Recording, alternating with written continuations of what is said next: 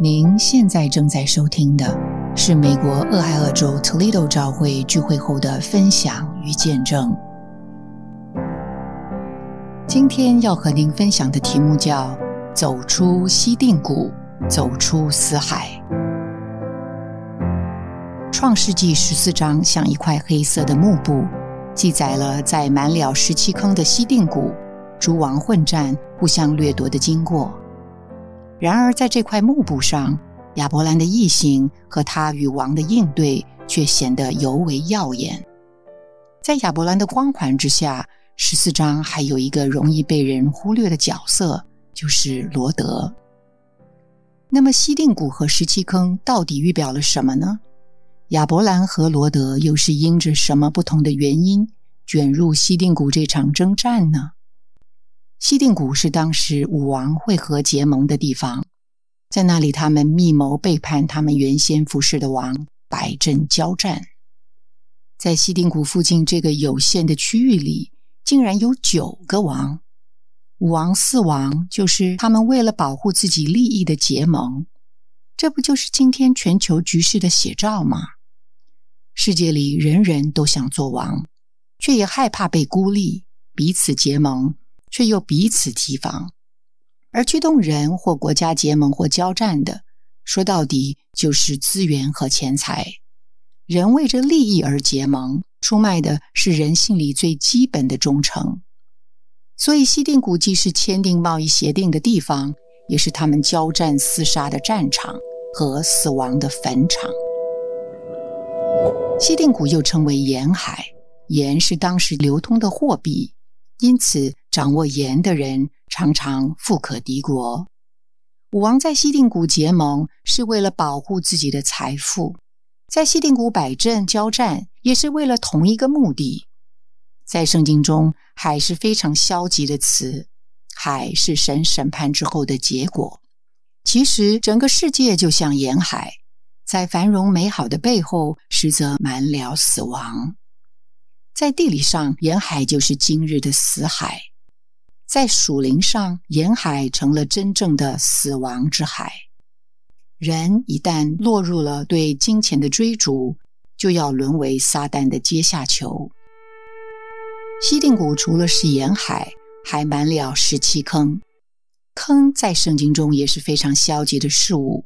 在启示录里，我们看见无底坑是神用来监禁撒旦的地方，是一个满了黑暗、虚假、谎言的住处和死亡的地方。再者，西定谷的坑里是17。我们知道建巴别塔的时候，人就用17当灰泥来粘合砖，那么17就是人用来敌对神、向神独立的工具。索多玛王和俄摩拉王在逃跑的时候还掉进了17坑，坑里又黑又黏，他们何其狼狈。世界就像17坑，你在平日里觉得有用的事物，可能转眼之间就成了你失败而陷入的坑，让你身败名裂，伤痕累累，污浊不堪。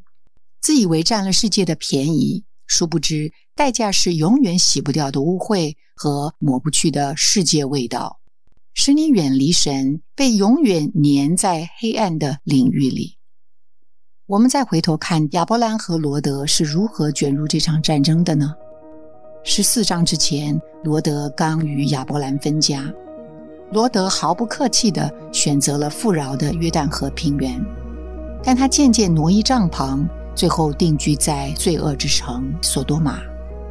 当4王5王混战的时候，索多玛王一切都被4王掳去了，罗德和他一切的财物也包括在内。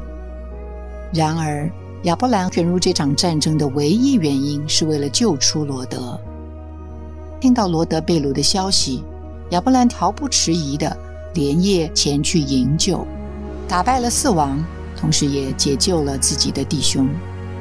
他与罗德在参与西定谷战争的起因上是截然不同的。罗德卷入西定谷这场战争是因着贪恋世界，而亚伯兰因着爱弟兄而踏上征程。